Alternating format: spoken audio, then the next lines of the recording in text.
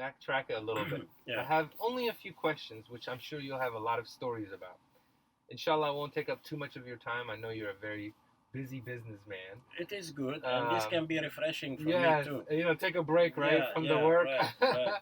So the goal of this podcast, this purpose that I started this, is to really share and highlight our stories, our collective stories, the amazing people that have come to this country, our fathers and grandfathers who have come here and worked so hard to build something for us. And so for me to pay homage, to show my respect, my love, to take one day a week and to bring somebody in the van here, right? Go to their business, highlight their story, and share with us, not only their story, but how they become resilient, how to become patient, how to, like you said earlier, how to smile more, how to find your joy. And because obviously you Sure. did something here, you built a small empire for you and your beautiful family. Thank you. And I'm very excited because this is an opportunity for us to finally have our own microphone. Instead of the exterior of people always coming, getting a little bit of our story, and they maybe True. highlight it in a different way. For me, I feel like as an Arab person, Middle Eastern person, I feel like the whole picture is never really shown. It's only shown to bits and pieces. I want to take the advantage of this technology and my amazing friends and supporters and show them a holistic story. Sure. And so we're not going to just talk about the exciting things of our lives. I'll touch on a little bit about, I'm sure there was painful days in your time. I'm sure there was painful years. But how you get through those years is the resilience. Yeah, well, that's great. That's really the purpose. Excellent. It's called the art of resilience, meaning, I believe... What keeps you ticking? What keeps you going? Absolutely. So let's go back. So my first question to you is, tell me about when you said you were about 18 years old. Yeah, shy of my 18th birthday, November 1979. Yes. So, in Africa, I was born in Africa, 1961, and as the years went by, I told my parents I'd like to come to America, and I read so much about the great Pacific Northwest, beautiful country. They said, no, well, you know what? Eventually, we're going to send you to California. I have an older sister who came a couple years before me to my uncles, and that's how I ended up in Los Angeles. And came to Los Angeles, was greeted by my sister and my uncles, and they had a donut shop over there, which was a Dunkin' Donut at that time. And after a few days, they took me to the shop, introduced me, and I remember having a warm donut or two over there, and I said, wow, this is good. By that time, it was becoming 1985, 1986. I was in my senior year at Cal State Dominguez Hills.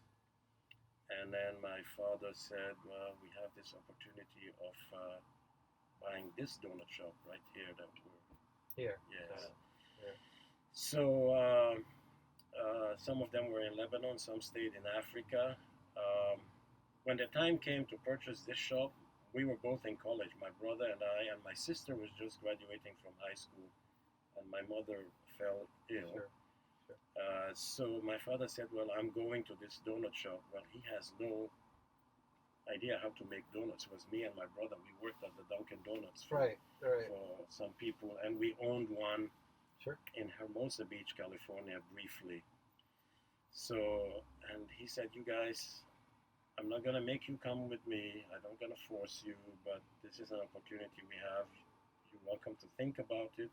Sure. And let us know. Let your mother and I know. I said to my brother, I said, you know what? Mom is sick. Dad can't handle it. Our sister is young. I am going. He says, okay, I'm going too. Right. Which brings us to the next sort of topic, which I really appreciate when we just started talking earlier. You were talking about smiling. You were talking about friendship. You're talking about... I don't believe you look at customer as just like a customer. I believe people like you look at customers as friends, as almost an extended family. Yeah, what keeps the happiness or the excitement or the smiles is really simple, in my opinion. One, you have to set an example for your employees Yeah. and for your children. Before I had children, my oldest is 27, my youngest is 11. Yeah, there's been times I was sad when my mother was sick. Yeah, there was times when we had to deal with Dunkin' Donuts. We separated the franchise. Yes. It Yes. was a financial difficulty at that time. We had courts and lawyers and stuff.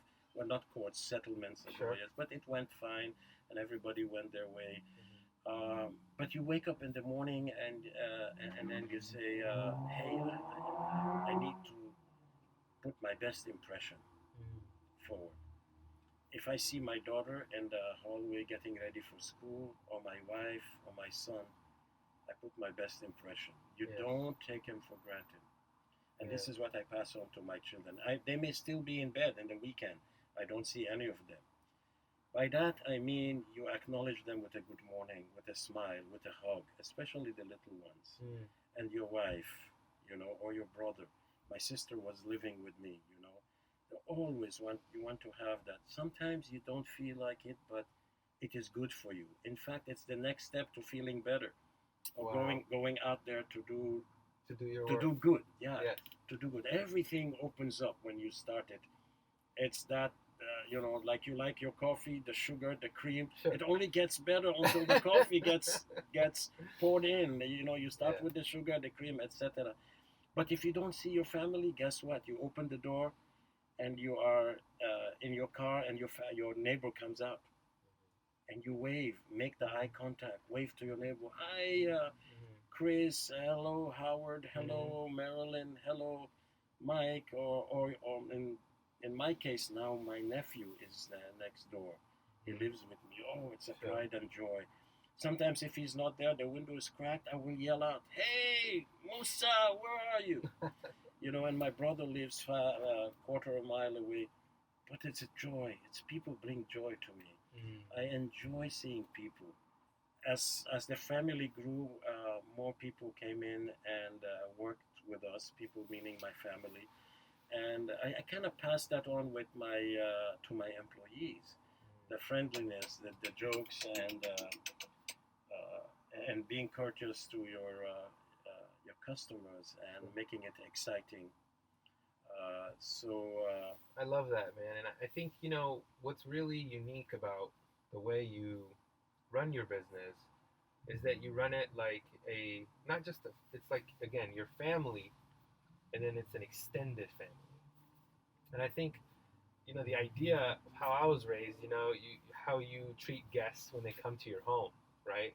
Is, you make sure everything's clean. The The hospitality, yes, right? Yes. This is what I love about our Middle Eastern culture. Our essence is hospitality. It's about kindness, generosity, compassion. And those things are sometimes overlooked when we talk about our culture. And what's beautiful is how you managed to have done that even through the hard times, right? True. Like through your art, to me, it sounds like it's beyond the donut, right? It's beyond the craft of making a donut. It's it's transcendence, meaning like it's an invisible bridge between you and your community. And the reason I came here today um, is to seriously say thank you, because you did something for my brothers. You gave them a job. You gave them an opportunity. When we first came to America, I was very young, so I didn't know. I didn't know you. I didn't know anything, Yes. But I remember, I'll tell you my story, right? I remember coming here late night, midnight, 11 o'clock, with Razwan Ozzie, my brother. Yeah. Ozzie, that's right. Yeah. That was his nickname. Yes, yeah. So I was maybe like high school, middle school, and he said, come hang out. This is like summertime. Come hang out with me. We go on long drives. We deliver these donuts, and he'll love this story, by the way. And you just come hang out, and I loved hanging out with my brothers. This is, like you learned a lot from your uncles and your family. I learned so much from my amazing brothers who without them, there probably wouldn't be me. Sure, they were your friends, not only your brothers. Exactly, They were your and they were friends. my mentors. They Yeah. laughed with me, and no matter how difficult life got for them, growing up here, learning English, learning the society, learning the culture, it seemed that they had a smile with me. They still had time for you. Yes, 100%. So my way of saying thank you is always to just make them proud. Go finish school, get good grades. Now do good work. And always just remember them. And go see their kids. Now I'm an uncle, so I love treating their kids like they're my sons. But what's beautiful is, my thing is gratitude. I'm so grateful for the opportunities that I've had because we came from a refugee camp. It's very different than immigrating here. Refugee, like you're forced, right? Yes. So we got lucky because we found and discovered people like you who opened their business and their doors, and you put money in my brother's pockets, which eventually fed me. So the extension at which your way of doing your business is more than just making donuts. It's more than making your community happy. It also creates jobs, creates opportunities especially for those who may not otherwise get a job because they Sure. don't have experience. Yes, definitely. They may not have the background or the language even, but you take a chance on people who are less fortunate in that way, and then you teach them these amazing skills to smile, to be gracious, to help the customer, to give a good product, to make sure it's good. I remember Ghazwan here was like robbed one night, and it was a horrific night for him. And and my father was so concerned about the loss that your business took, and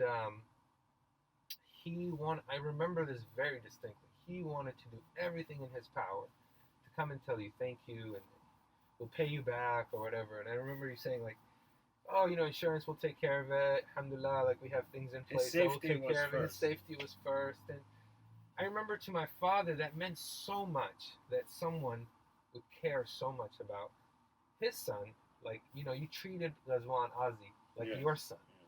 Yes. And there's a level of leadership that I believe in. And that level of leadership which you exemplify is that you are not here to tell us what to do or tell us how to do it. You are here to show the better way, like a better idea, a better example. And by being the person that you are, just by being who you are, you exemplify leadership in our community. And I'm here to say simply thank you. And I want to put your business in our, this is our first episode, right? We're recording our first episode. And I hope this small idea of podcast grows. It is great. It is exciting. To share more of these stories. To kind of put it in not necessarily in a nutshell, but we have a famous Arabic saying, and it is in English also, you harvest what you sow, And for me, putting my time and my effort here and guiding people at work, I look at it as an example. And yes, and hopefully, God willing, we will sustain our family in terms of money and financially. But the fact that I hear these stories from your family and how you appreciate it, and some other folks also, it gives me so much satisfaction that I have accomplished something that I wasn't thinking about initially, which is good. I came in, we needed the money. We needed the financial stability. My mother was sick and everything. But to see, and that developed, actually, I saw the people who came in here, and I knew something and I offered it, and it developed. The business came very good and people came back. And my father said to me one time, as things got better and business improved, he said, never turn away somebody coming and asking. It could be asking for a job, maybe sometimes we don't have it, but what he meant is institutions that came here asking us for a donation, or as institutions asking us for some sort of help, or even sometimes to hire somebody, which we gladly did, and we never turned people down. Many years ago, I hired a gentleman. he had some stuttering. It's been a while, and he worked with me, and we worked together. We worked the front.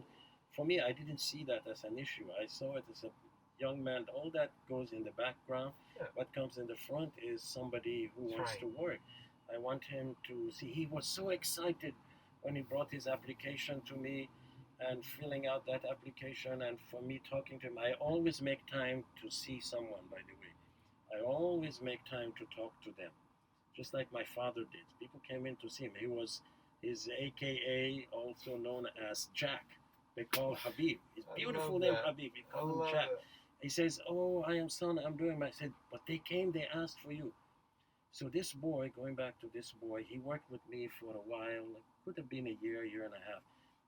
Then he left. Many years came by. I'm mixing my coffee, and then somebody taps me on the shoulder, and he says, "Saeed, do you remember me?" I said, "No." "Yeah, I remember the face. I've hired maybe Many people. uh, tens and tens of people, maybe Yeah. a couple hundred people Easy. over the years, 34 years." He says, "I am Matt." I said, "Yes, Matt." He says, "Thank you for giving me a job. It's my first job." And I think, if I'm not wrong, he was studying to become a lawyer. And he said, "Thank you so much for giving me that job." And I a mean, couple of people have come This by. is And it gives me so much happiness. I am happy to see that I have offered something. What can I give to my community? Because we must remember, and you know this too, you mentioned it briefly, we came from another land. And these people took us in. The United States, America, Oregon, California. They took us in, they showed us things. Or they gave us the ingredients, and then we made something out of it. I like that. We were determined. I like that. And You're 100% right. yes, and I always tell my American colleagues, I said, you know what? It's unfortunate in Africa and in parts of the Middle East when moms and dads put their children to sleep, they are worried if they're gonna make it the next day, if they're Yes. gonna be alive. Yes. Here, when I put my children to sleep, only thing I worry about if they brush their teeth. That analogy for me is Yes. so important Yes. because we had a little bit of difficulty in Africa, and Sure. still in Lebanon Sure. they have it, and still in Iraq, and it's sad. So You're absolutely right, brother. true. I don't mean to cut you off. Yes. Sorry. No. Please finish.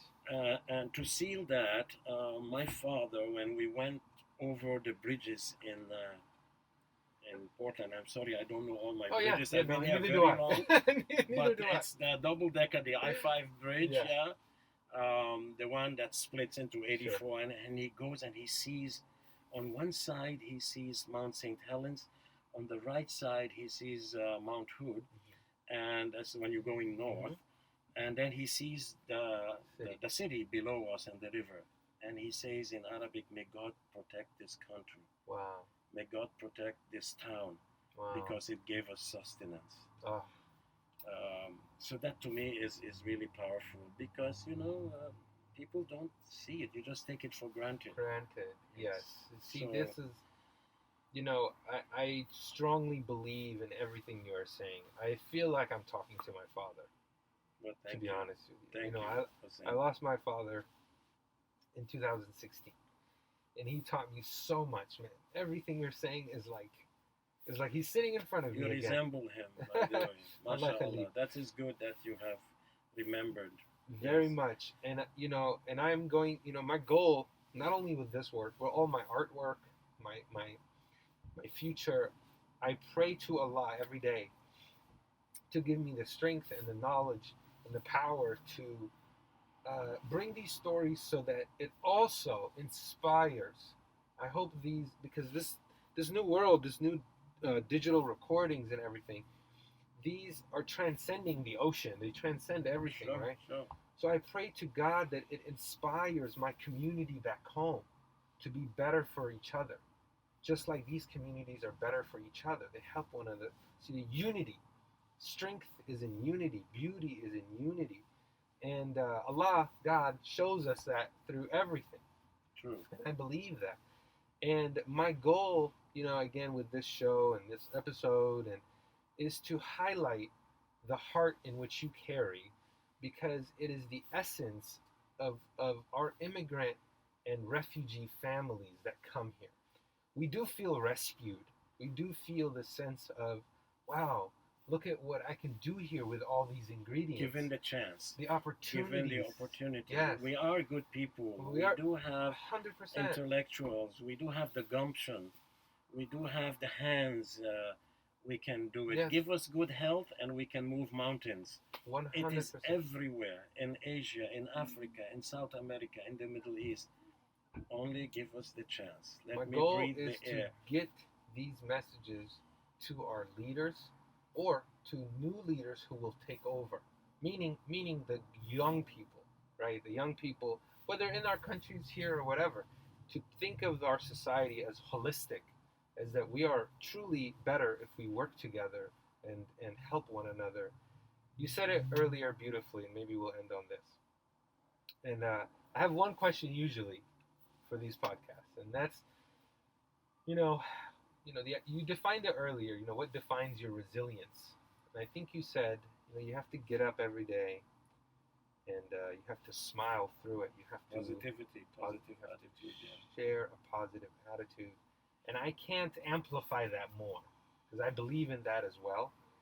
So, lastly, if one word, you will define your state of mind, your morning, your afternoon, every day you carry a state of mind. What would you say in one word your state of mind Oh, there's quite a few. is? Pick a few, and maybe we'll dwindle it down to one. But your favorite one. It comes from when I pray. Faith. My parents taught me a lot of faith, and my father said you should always go back to your faith. And when I'm practicing my faith, I said, "Oh God, give me wisdom." So I want to be wise, and the key word I want to say is wisdom. Wisdom makes you. Give me wisdom. Give me so I can make the right choices, and above all, I cannot. So I do not condemn anyone or see anyone in a negative or misfortune, or say this person is bad. Let me judge them well. Give me the wisdom to make the right decision. This is where I want to get. So I don't say Hussein is guilty or Hussein is bad. Sure. Well, yeah, maybe you did something, but give me the wisdom to make that judgment correctly. Oh Allah, oh God, make me strong and give me the wisdom to make things, whether it's a deed or a thought. Very so beautiful. The wisdom for me right now, and before I didn't think about it when I was a young man. It was all the energy. Now it's the wisdom. I need the wisdom. All that can control many things. Wow. Beautifully said, Said. Yeah. Thank you so much. This has been an amazing opportunity, and this won't be our last episode, I promise. Yes, we'll do another one again. Because I I feel like this can go on forever, Yes. But if I may add, yes, for please. 1 minute, Please. You mentioned you wanted to send the message or the to inspire people in the old country or all over the world, wherever it is, particularly the Middle East. I think you are doing that. The fact that you remember what your parents are, it is what your father has taught you is not lost. You just mentioned you remember his thoughts, and it's the things he showed you. Because you must also look at it at the perspective. There will be no poets if there was no beauty in the land. There will be nobody to inspire if nobody speaks. So you are speaking and telling, so you will inspire. Thank you so much. If you analyze those two together, the analogy is similar in a sense. As long as you don't just keep it in your heart and you are quiet about your experience, let it be out there. Let the ears hear it, and you will not know it or maybe see it, but you will inspire people. Wow. Thank you so much. Keep up the good work. I I commend really you and Alex, appreciate it. your friend. Yeah. Yes, I appreciate you so and much. thank you so much. This has been a wonderful opportunity. I feel like I should have done it 5-10 years ago now. That is okay, but everything happens on time, right? This will be good. This will be great. I do believe you are going on the right path and Thank the you right so much. direction. Awesome. So Awesome. much. Thank Yeah. you so much The for your power time. of the message, yes. You go, you send the message out there. Yeah. Absolutely. Well, this is Hussein Albiati, your host of the Art of Resilience podcast. We just heard one of the most remarkable stories from Saeed, who is the owner of Sesame Donuts.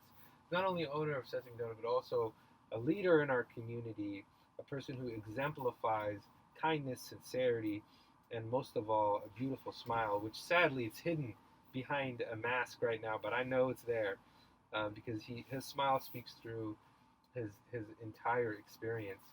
I appreciate everyone listening to our episode today. I hope you've learned so much.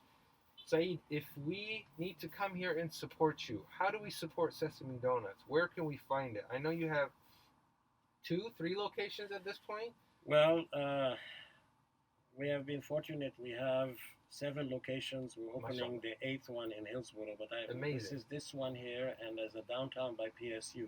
Amazing. And there's one in Shoals Ferry and North So they're all Dakota. over the place. And on 99. So if you Google it, the wonders of the internet, you'll find one location. Yes. They're mostly on the southwest side, and hopefully maybe my children will grow it and go to the southeast. We have to be there sometime. I'm sure it will grow because there's no end in sight. And I'm so grateful for your mini empire here. And it's growing so fast. And I'm sure your amazing children will carry it on. And your legacy will live on forever. Not because of the donuts that you produce, but simply because of the heart in which you share with our community. So thank you so much. I really appreciate this. It is my pleasure. I look forward to speaking to your son as well. You are, again, an example of what I hope to be in the future. So thank you so much, brother. Thank you so much. My pleasure. All right. Yeah, thank you for having us, man. I think, and thanks for taking your time, bro. I know as young business entrepreneurs, you're navigating the waters, you're learning, you're also digesting your father's teachings and all these kinds of things, which we'll get into for sure. Yeah, so a little bit about me, man. I'm the host, Hussein Albiati. Today, I got some phenomenal guests, one being your father, Saeed, the owner of Sesame Donuts, and then now, yeah, man. Now the son, Yussef, who runs the Sesame Donuts at Portland State University. Yep. Which I'm very excited to kind of get that father-son sort of perspective. I had an extremely close relationship with my father, being that he's an artist, and kind of passed that down to me as well. And so you and I'm sure will have a lot of familiar stories. But Yussef, tell me, first of all, tell me a little bit about yourself. Tell me about, your education or anything like that. Things that you're into.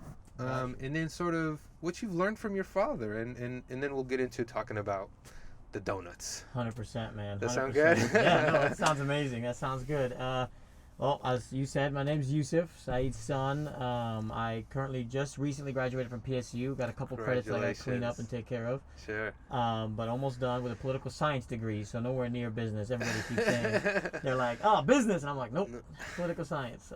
So I honestly, at one point, want to jump into politics. I have a lot of plans, goals, dreams, you could say, for what I would like to do in the political sphere. And I've worked in internships through college in the state capitol, and been reading up on that beautiful currently. But until then, I was like, paying my way through college, I was like, I want to open up a donut shop. So I did that too. So with college, I was like, let's run the business, pay off some student loans, and then help dad and learn. That was another thing, is just learning how dad did it and doing it at a young age and getting some experience to deal with some high profile people and people that a 19, 20-year-old wouldn't really deal with. Absolutely, man. Absolutely. So I took on that challenge, and dad said, I'll have a safety net, but you're going to do everything on yourself. And I did that, built it up, and now So wait, you started, hold on for a second. Hold on. How old were you when you opened up the donut shop? I started the process at about 19. I think we were open toward the end of that. I think I just turned 20, I believe, when So you opened up a donut shop while you were going to Portland State University. Yeah. That's amazing. That was the goal. I mean, it was I was going to apply to schools out of state, and then dad said, if you stay here, you have a higher chance. I'm going to hook you up. Yeah, he goes, if you stay here, you can help me with the business, and maybe we'll work on something. And I said, that's cool, man. You think I could open up a shop? And he goes, are you up for it? And I said, yeah, let's take on the challenge. And then here we are, 3.5 now, almost a little bit, about 3.5 years. And we've been doing just fine down there Sure. despite everything that's going on. I mean, we took a hit, but hopefully we're gonna bounce back. I think Sure. we'll be able to survive it. But Yeah, man. yeah, man, it was interesting, and like I dealt with the real estate agent. I dealt from day one.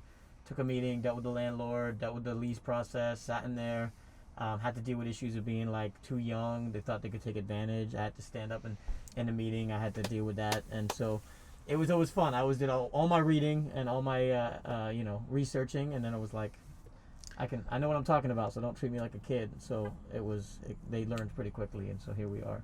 Wow, man, that is remarkable. Again, Yeah. so the stories that we're trying to all highlight is the remarkable resilience within immigrants and refugees specifically, but also the remarkable resilience that all human beings have. Oh, 100%. And how much we believe in ourselves and how much others believe in our spirit, especially like our parents, right? Yeah. Who don't see, and they see the infinite potential that sometimes we neglect to see because of how we get, our culture creates those fears, right? Yeah.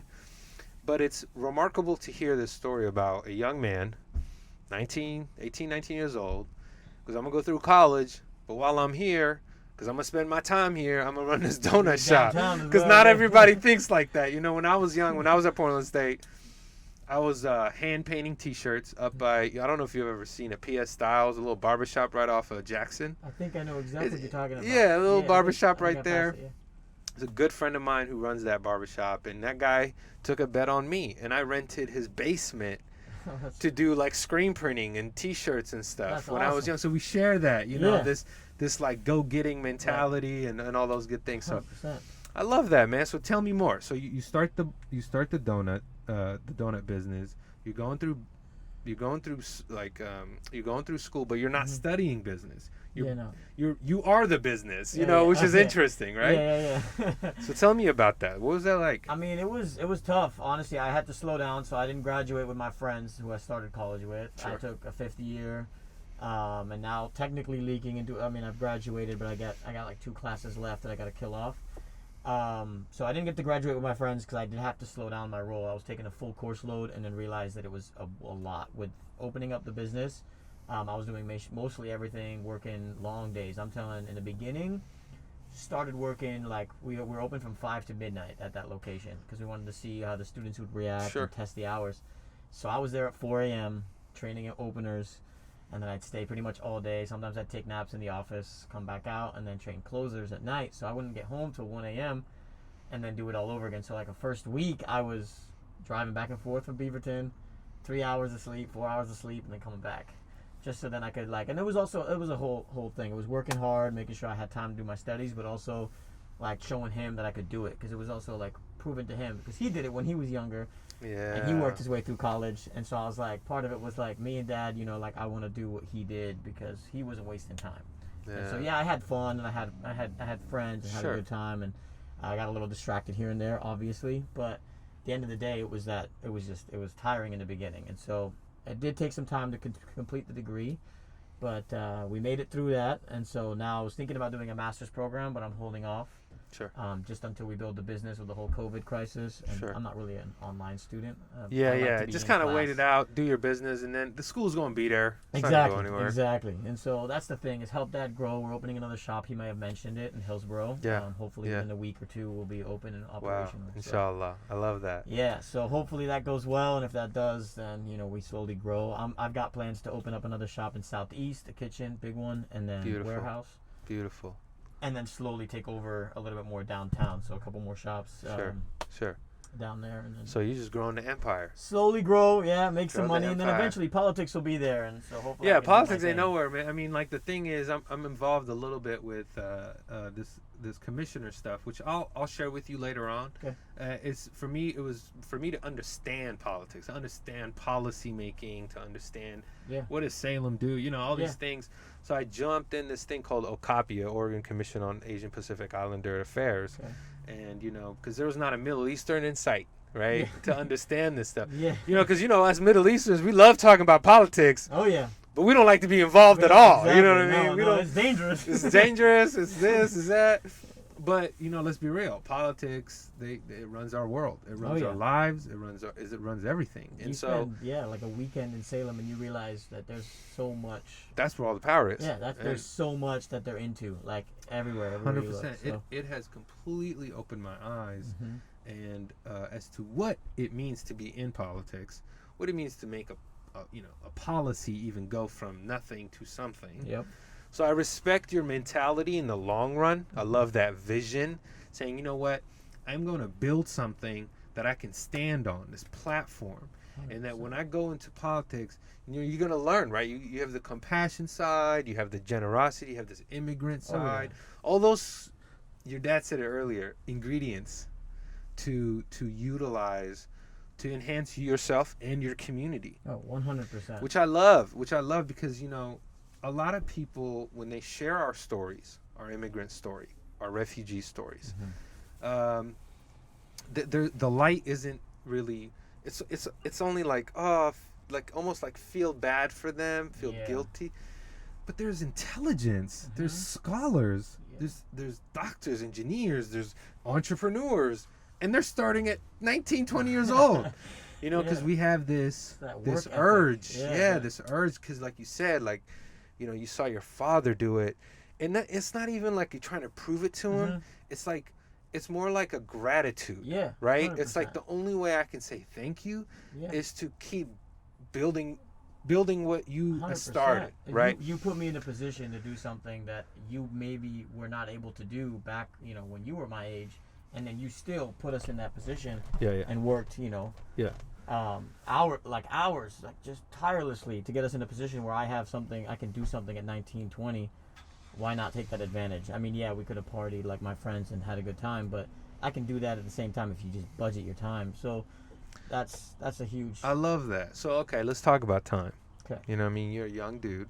Hit me. I don't know. I'm sure you probably got 3-4 girlfriends. I don't know. I'm just playing. There's no time right 100%, now. 100%. But I love that, man, because here's the thing. Another thing about this podcast is the idea is that it inspires the youth, right, to utilize their time for something that they're passionate about. And the resilience comes in is like the resilience is you're going to have a pushback. You had a pushback when everyone's like, dude, you're too young. What are you doing? Yeah. And you're like, no, my resilience is this right? This is where my punch comes in. So if you could tell the audience, like as a young man who's got this vision, but is also patient and is also sort of dodging and doing his thing, especially right now through COVID. Tell us about your resilience, man. For me, a couple things I think about when it comes to resilience is you think about my grandfather and my father, 100%, what they went through, what they're currently going through with their families. But for me, as a young person, I mean, the distractions that comes into play is different than the distractions they had to deal with, especially being in the modern age, the social media, all that jazz, just trying to be relevant, trying to be up with all the, technology and all that. So definitely is hard to stay focused. And I mean, I guess if I just have to say, I mean, I remember what they did. So my grandfather passed away, and luckily he was I heard, man. May Allah bless his soul, brother. Yeah, man. Thank you so much. Luckily he was still alive when I opened my shop, and so that was a big goal for me. So cool, so he was there, and we have a picture that I look at, and I'll bring it up just because it's important to me. Absolutely. I have a picture that it's me. I think it's from this way to that way. I think it's me, my grandfather, and my father. And that's 3 generations of the donut shop. He started it here, Dad took over pretty much, and then I'm now starting over at the downtown location. We're all sitting there and looking at the camera. Wow. And it's one of my favorite pictures because it just shows, you can even see. Generational. Yeah, so you can see that. And so for him, I focus. I stay focused because I know that he wants, and there's another story, with the money. And we walked in one day. This helps me remember him and remember what I'm doing this for, at least the business part of things. And we walked in the office. This is when he was getting pretty close to not being able to come into the shop anymore. We walked in the office, all 3 of us in a row. And this is a small office. I don't know if you've seen it. It's pretty small. It's that immigrant office. It's a mess, and it's so tight to get in there, and it's just, And so we all walked in. I walked in first. Dad walked in second. Grandpa last. And we all walked over a single penny. Wow. 1 penny. Me, I walked over it, didn't see it. Dad walked over it, and my grandfather, bless his soul, he bent all the way over. We're like, no, we'll get it. He said, nope. grabbed the penny, and he said, every penny, like, this is important. He puts it in his pocket. So from now Mashallah. on, like, every time I see a penny on the ground, dime, whatever, you're picking that stuff Wow. up. And it Wow. just reminds me, like, you Abundance. work hard, and that penny means something to, you know. To everything. Yeah, it's the beginning. It's the start. And so thinking about that story, thinking about what he did and how he earned what he earned and built the family here, in Portland, Cali, and now Arizona, it just really helps you stay focused in times where you may not be the most. And so I love that. You're extremely wise, and I can tell that your grandparents and your father have definitely poured that into you, and it shows, man. Because not only hard work is one thing, being driven is one thing, having ambition is a whole nother story, but to connect your essence of saying, like, this penny is an idea of abundance, of what God can provide for you if you pay attention, 100%.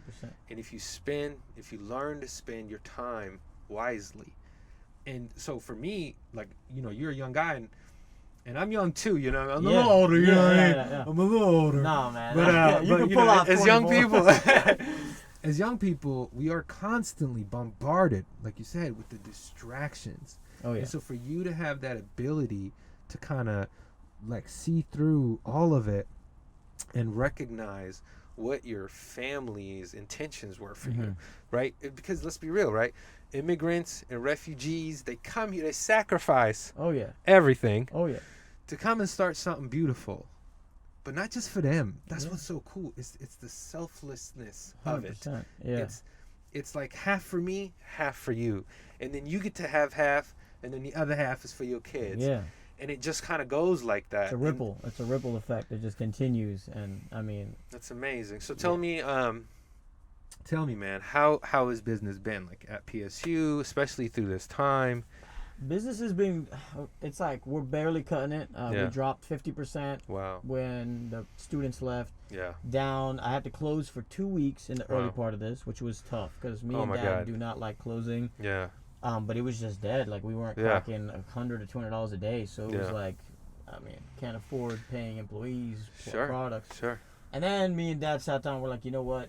Everybody's closing. Let's just open the doors, be a little bit resilient, pull more hours. So I pulled more hours, and I had one employee with me. Sure. Everybody else went you're doing home. the groundwork. You're making the donuts. Yeah, and that's how Grandpa did it. Grandpa was here till the day that he was medically not allowed to be in the shop. Same with Dad. Dad's here every day despite, like, we get so much, I guess, what's the word?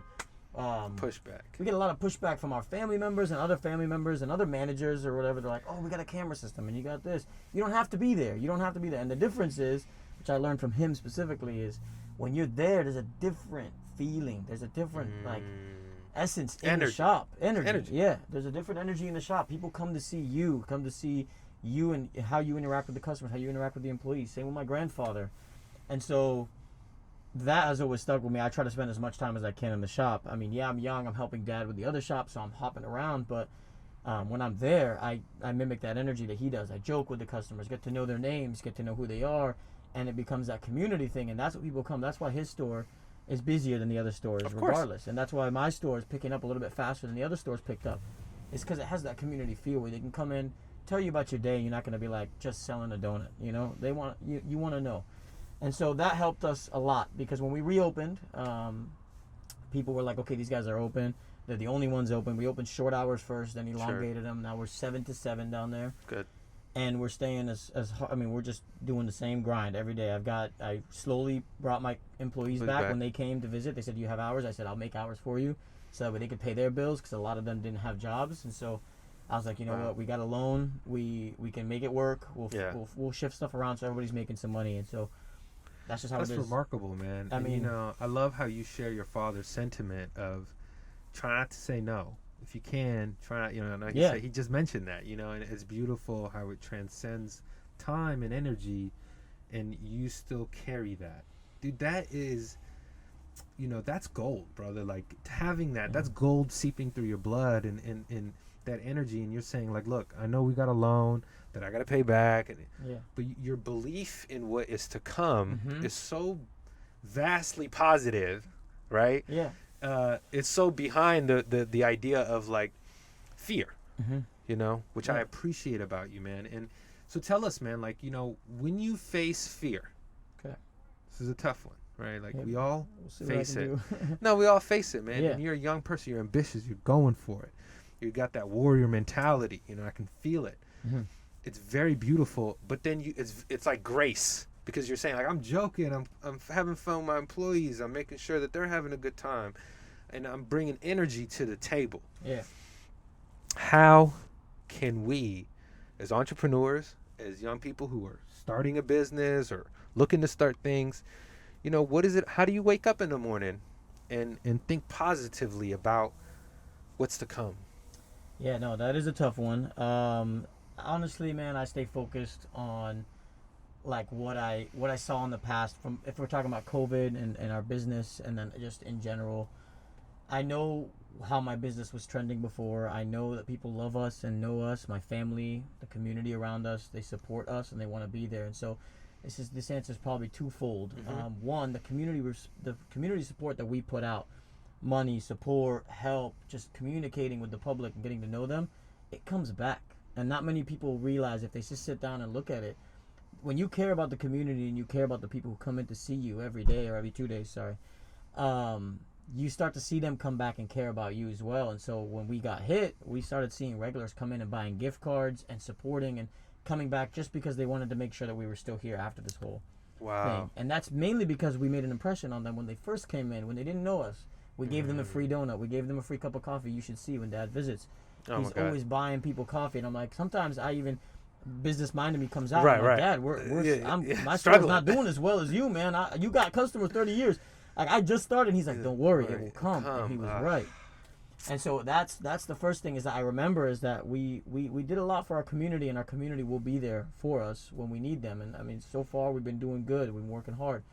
And I mean, the second part is just staying focused on that business that we know will come back. So I had the trends going up. Now we're all the way down. Sure. But the school's not there. People aren't there. They left. They moved out. The protests happened. So when all that comes back, the business that we built during this time, where the people who stayed, the people who moved in, the people who now know that we're open because we're the only place open during that 2-month, 3-month period, those people, in addition to what's to come, I stay focused on what's to come, that positive, that it's going to be better. And I almost know it. I almost feel it. And the harder you work, the more you're just distracting yourself. The luckier you get. Yeah, 100%. Like, it's probability. The harder you work, and the more you put in, the more you're willing to get. And that kind of like circles around with that whole community aspect thing. And so at this point, like, that's just where we're at. And I love that, that's man. how I try to stay focused and be like, you know, it's going to come back. It's going to come back. We put in the work.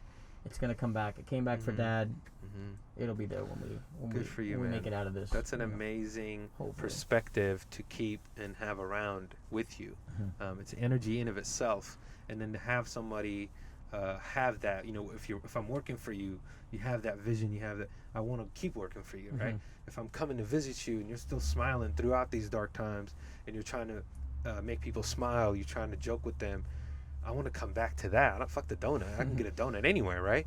But I love how your perspective is multiplied by your father's actions and your grandfather's actions, which I appreciate love. that, man. I appreciate that. So tell me, man, like again, you're young, you got this business, you got a lot of things going on. How do you make time for yourself? How do you make time? Do you go to the gym? I see you kind of swole. I mean, do you try, work out? Bro. Do you stay healthy? Like, what do you do, man? Tell us about your regimen. I try. So my regiment right now. Do you eat a lot of donuts? I know that's probably not a big. Oh man, my employees actually have a no donut December going on right now, and they won't let me touch a donut. I've been very angry because I usually follow up my cup of coffee with a donut in the morning. Man. So where is your PSU Sesame Donut exactly? PSU, it's down. So I don't know if you know Market and Clay, if you're good with street names. If you're not, Market and Clay, it's Lincoln Hall for PSU. So if you look at the PSU campus, just one street. At the end of the PSU campus, there's one street, that's Market. I'm in between Market and Clay, that block on the park. So if you just walk down the park and look to your left, coming down toward like Pearl, I'm on the left in a brick building right by the cafe. There's two places that have been there forever. Park Avenue Cafe, Park Avenue Market. I'm right in between them. Oh, that's beautiful, man. Good for you, bro. And so, okay, lastly, we'll kind of wrap it up with this, with sort of the vision and the future and things like that. Tell me why you have this urge to go into politics? And I mean, I know you're young, and they may shift, right? Like your ideology could shift. Why? Why are you trying to think politics? What is the reason behind that? So, because I think it's magnificent. I'm not asking in the sense of like, why are you doing that? Yeah, like why? I'm asking, you know, just a like lot of people when I say politics are like, why do you want to get into that yeah, mess? It's a mess. It's well, it's not a mess. and it's a mess because they make you think it's a mess. Exactly, 100%. And so, it started out in high school. I did speech and debate all 4 years competitively, traveled all over the U.S. And so I like to speak and I like to talk. And then I started thinking, what can I do with that voice? What can I do with that speaking? Because I was always getting speaking awards and people are like telling me, oh, good stuff. So I started in high school, got to college, was interested in politics. So I started taking some classes, and it was always foreign policy for me, Middle East. I wanted to bridge the Middle East and the Western world in a sense that it's not just money or war or oil or like that's just always the bridge is those three topics. It's never anything else. So I joined a board that my dad was founder. It's ACO. I don't know if you've heard of them, Arab American Cultural Center of Oregon. Yes. So I started with them as a volunteer. Now I'm VP of the nonprofit, and I've worked through Dad. Now Dad's off, and I'm up there, and I worked through them, getting to know the culture and spreading the culture here in the community, and realized that there's more than what the media says about the Middle East. And so that was my main goal, is to go to foreign policy and just fix things or try to fix things. It's a big goal. It's a big dream because it's amazing. It's a mess, but that was my initial. And then when I got through college, I got into an internship senior year, and they sent me to the state capitol. I got paid. It was a wonderful opportunity. I learned about local politics and state politics, and I was like, damn, I could do this as well. And there's a lot that goes on. Like you said, you kind of open your eyes. So I was like, okay, well, in order to get to a foreign policy standpoint, a national like audience, I need to work on the local stuff. And so I started getting more involved on local levels. I worked in a judge's campaign with a friend of mine who's also on ACO. Yeah, Rima. I know Rima. There you go. She's an amazing human. Absolutely. And, so I helped her a little bit with her campaign, and then I did work with one of my friends a little bit, just poster work and small stuff for the police accountability bill, which passed flying colors, which is great. Just getting some local stuff going, and I was like, damn, this is fun, this is good, I can see the change, you can kind of feel it with the people that you talk to in your community. And so I was like, you know what, I could maybe start. So I almost actually ran for office in 2020. Wow.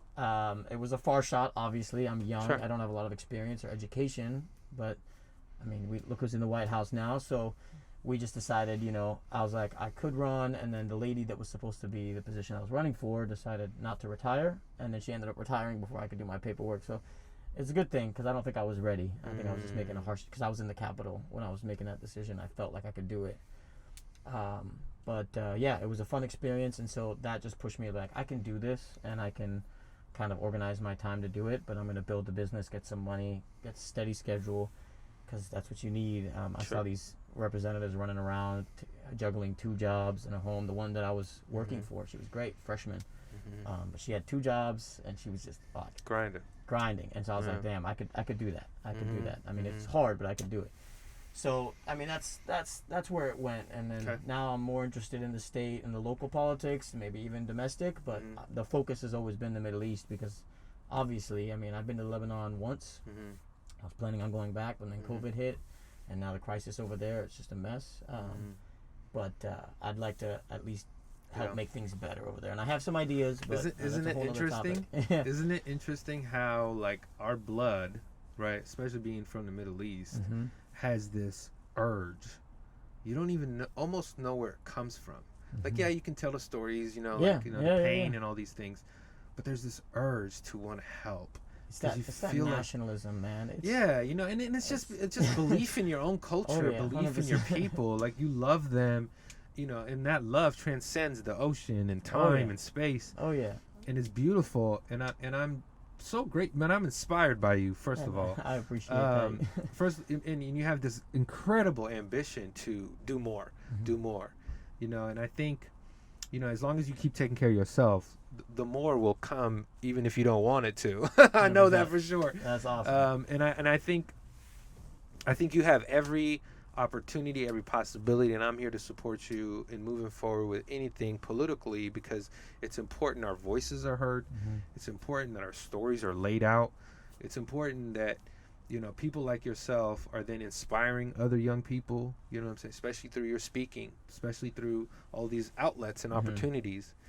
And I'm pretty sure in the years to come, you'll hone that even more.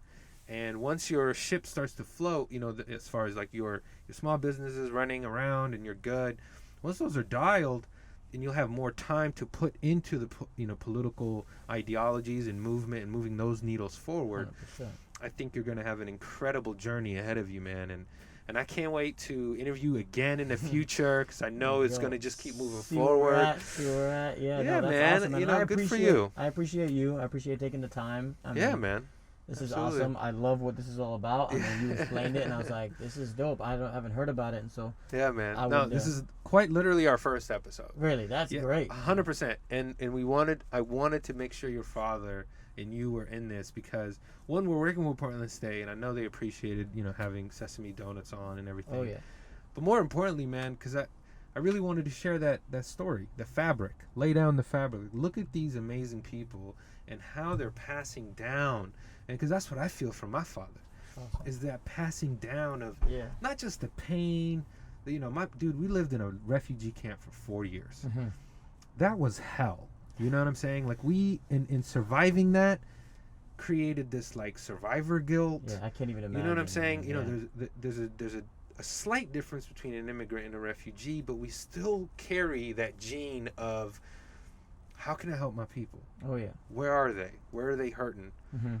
I can't say no. Yeah. I'll work the extra hours. I'll give them the extra few bucks. You know, all of those come from that gene, that extra layer of compassion comes from that gene. And I think I really wanted to express that and weave it with the idea of resilience, because it is what I believe the whole earth is built on, right? Like you go through hard times, you make it out, and then you build, right? 100%. Go through hard times. You learn and you build. You learn and apply. That's Yeah, man. So I found that very crucial with how your father helped my family. And my thing is like, how can I pay it forward? How can I have gratitude expressed in that way? So like, how do you say I can never repay your dad or repay, there's no way to repay my dad or nothing. But the only way we can tell our ancestors, our people, that we care and love for them is to do work that matters. 100%. And, again, your art, what I find is these donuts, right? Oh yeah. But the ingredients that come around, I love using the ingredients yeah, idea. Your father's so good. He's so good with words, man. I can't beat He's like him, a poet, bro. I love good. that. He's good. And so what's cool is, those little things come together and how you push it forward. It's just a small smile, just a small gesture, just a small joke.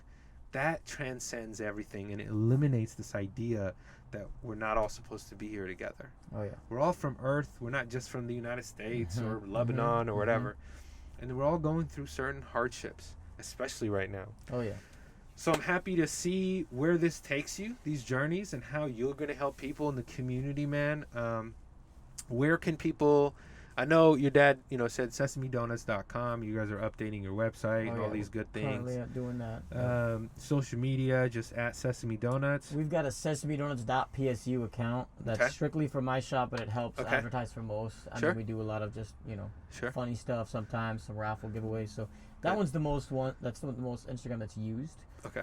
And we're building a social media profile as we speak. We met with a consultant and we're talking about that. Beautiful. So, Beautiful. But that's the one to go to now. And cool, I mean, man. just visit the shop. If there is something that my community, my audience, something that we could do to continue to help building Sesame Donuts, what is it? Here's your ask. Ask. Yeah. I mean, the first thing is donuts, right? Donuts. But that's not the most important thing. It's just the first thing. Come get donuts if you're going to help the company Sesame Donuts. But the more important thing is love and support your community, because that's what we do and that's what we like to do. Donuts will always be there, I think, and donuts will help, especially through crises like these. But it's donuts paired with the happiness and the support and the community love that will get us even further, especially in a crisis like this. I love that. that's something that I'd like to spread to your audience, and I appreciate you giving me the floor to do so. Absolutely, man. Yeah, Thank man. you so much for Hey, no. seriously taking the time, Thank enjoying it you. with us. It's been a wonderful conversation. 100%. I'm your boy Love Hussein this. Albiati. I'm your host, The Art of Resilience. I hope you've enjoyed this conversation with Yussef and his remarkable father, Saaied, of Sesame Donuts. Please take the time to go grab a donut with your loved one, for your family. Get a box or two just for the heck of it. It's the holidays. Well, actually, by the time this episode comes out, it'll be January. So, a new year. Start a your new year, year. exactly. And I want to get a picture with you and your father, so please don't go. 100%. But other than that, thank you all for listening in. Please come support my man's business at PSU or Hillsborough or Portland or Beaverton. Stop by, get you a box or two, support a local business and remarkable immigrants that are doing an amazing job of exemplifying leadership in our community. Take care. Art of Resilience. Peace. If you or someone you know is struggling to pursue that passion project, building a business, writing that book, to share your story, or simply seeking a new opportunity, but you're faced with challenges, fears, and not sure where to start, what we need most is accountability and momentum to push through. I'm happy you're here. I created the Resilience Club just for you, an accountability group that meets Monday, Wednesday, and Friday at 7:30 a.m. Pacific Standard Time, where we gather to hold each other accountable and build the habits and momentum needed to grow yourself and the changes you seek to make. It's completely free. All you have to do is text the word resilience to 503-461-1262, and I'll send you all the details. If you want to learn more, just visit refugees.com. Thank you for listening to our first episode, which is brought to you by our main sponsor, the Center for Retail Leadership at Portland State University. They helped us get our podcast off the ground, you guys, and supported us when we needed it most. So I encourage you, if you need help or simply seeking a new career opportunity, I highly recommend checking out everything they offer. Go to pdx.edu and search Center for Retail Leadership. You will see scholarship offers and so much more to help you build your dreams. Even if you are a small business owner and need help with structure, marketing, and ways to grow your business, I encourage you to reach out. They have a phenomenal community outreach program, and Jennifer, who leads the program, is an amazing human being and is easy to speak with and connect with. Please go to refugees.com to learn more, or reach out to me at hussein@theprintery.com if you need more details. Our second sponsor is a longtime friend and supporter, Marcus, with Portland Gear. If you're not familiar with the Northwest brand with the infamous P logo, then you must be hiding under a rock. This brand does so much for the community, and yet is always delivering fresh gear and merch to wear our City of Roses proudly. We're so excited to partner with them in the months to come on collabs to further promote our work here and love for Portland. Check out their page at portlandgear.com. If you get a chance and want to help give back to the refugee and immigrant community, go check out our new refugee collection called The Power to the Peaceful at refugees.com and swoop up a shirt that'll help you keep fresh and keep our podcast moving forward. Finally, if you found this episode interesting or of value, I ask that you share it with friends and family and spread our work. I'm grateful beyond measure to have your attention, and I hope to bring you more value in the episodes to come. Stay tuned for our next episode, where we talk about building a donut empire while starting from absolutely nothing. With love and peace. Salam alaikum, my friends. Thank you for tuning in. Stay resilient.